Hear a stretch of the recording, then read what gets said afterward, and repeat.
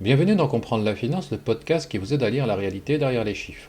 On vous parle souvent d'entreprises modernes, collaboratives, décentralisées, où chacun a du pouvoir. Mais dans les faits, qui décide vraiment? Prenons un cas réel. Une entreprise où tout le monde pense avoir de l'autonomie, jusqu'au jour où une décision financière change tout. Et si le pouvoir dans l'entreprise n'était pas là où on le croit, mais là où circule l'argent? Le cas Danone quand le pouvoir réel apparaît. Un exemple marquant, Danone et son PDG Emmanuel Faber. Le contexte, que pendant plusieurs années, Danone se positionne comme une entreprise modèle. Mission sociale forte, gouvernance responsable, discours sur l'équilibre entre performance et impact, en interne, une culture de responsabilisation, des managers avec de l'autonomie, une vision partagée de la stratégie. En apparence, le pouvoir est diffus. Le grand basculement à partir de 2019-2020. La performance financière déçoit. La croissance ralentit, la rentabilité est sous pression. Et surtout, les marchés commencent à douter. L'entrée en scène des investisseurs, des fonds activistes apparaissent, tels que Bluebell Capital Partners, Artisan Partners. Leur message est clair, la stratégie n'est pas assez performante, la gouvernance doit changer, les résultats doivent s'améliorer. Alors le moment clé, mars 2021. Emmanuel Faber est évincé, décision prise par le conseil d'administration sous pression des investisseurs. Ce qui frappe, pendant des années, les équipes opèrent, les managers décident, la culture semble participative. Mais au moment critique, le pouvoir réel s'exerce ailleurs. En quelques semaines, la direction change. La stratégie bascule, ce que cela révèle.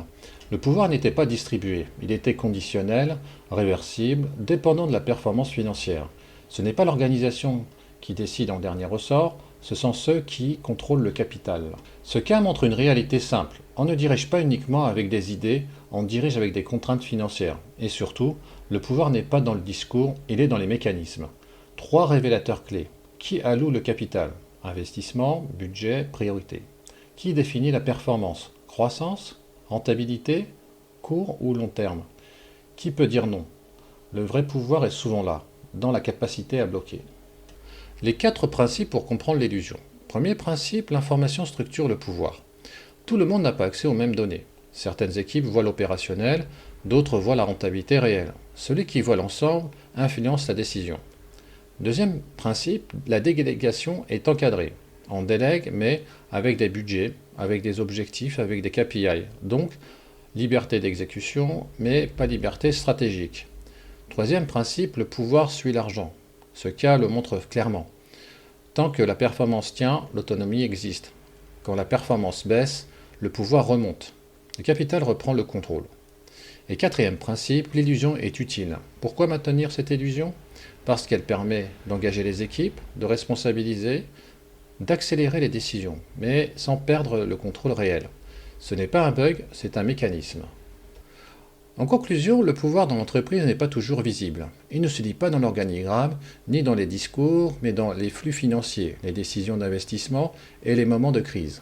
On ne supprime pas cette réalité, mais on peut la comprendre, mieux lire les signaux et éviter les illusions. Parce qu'au final, la question n'est pas qui décide en théorie, mais qui décide quand ça compte vraiment. Merci de votre écoute. Si cet épisode vous a été utile, pensez à vous abonner et à le partager. À très bientôt.